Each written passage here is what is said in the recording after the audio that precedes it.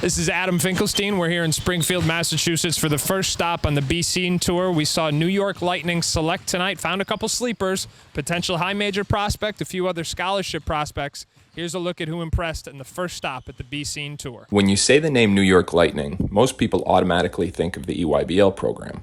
And rightfully so, as they've produced dozens of Division I players. But this year's version of New York Lightning's Select program is the best we've seen yet.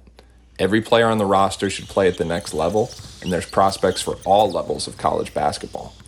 Peter Carey looks like one of the biggest sleepers in the Northeast. Listed at 6'11", the Western Mass product runs and jumps effortlessly for his size, and he's as fluid as he is athletic. He'll be transferring into Northfield Mount Hermon's 2022 class for the upcoming year, and while patience is going to be necessary initially as he builds up his body and keeps learning the game, his long-term future could and should be very, very bright.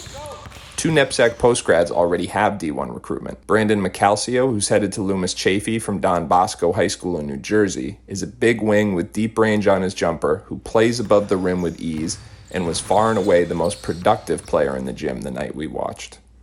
Incoming Avon Old Farms postgrad Aiden Horan is a strong and tough wing from upstate New York who not only has a college-ready body, but also makes shots from behind the three-point line. Sam Pullman, a point guard from Beacon High School in New York City, is a true point guard and high academic prospect that recently took MVP honors at a Hoop Group Elite Camp.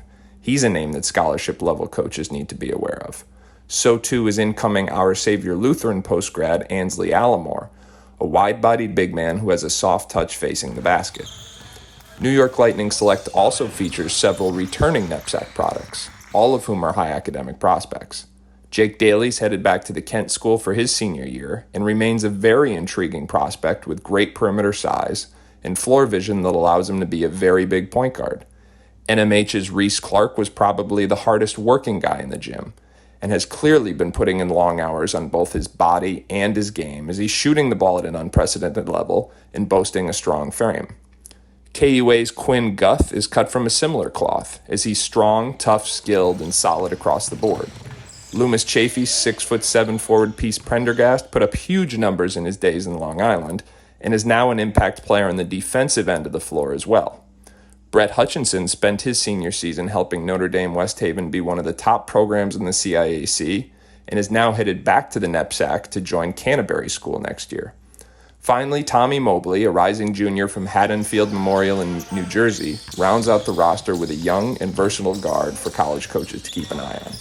From top to bottom, head coach Jesse Shapiro has built a roster full of high academic prospects that college coaches from every level need to know about.